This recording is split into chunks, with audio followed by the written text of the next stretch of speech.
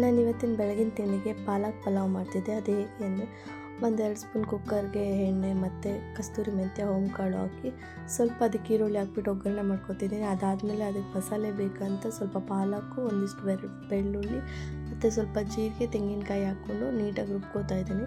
ಅದು ರುಬ್ಬಿದಾದಮೇಲೆ ಅದನ್ನು ಕುಕ್ಕರ್ ಒಳಗಡೆ ಹಾಕ್ಬಿಟ್ಟು ಅದು ಹಸಿ ಸ್ಮೆಲ್ ಹೋಗೋವರೆಗೂ ಫ್ರೈ ಮಾಡಬೇಕು. ಅದಾದಮೇಲೆ ಸ್ವಲ್ಪ ಅಡುಗೆ ಅರಶಿನ, ಸ್ವಲ್ಪ ಗರಂ ಮಸಾಲೆ ಹಾಕ್ಕೊಂಡಿದ್ದೀನಿ.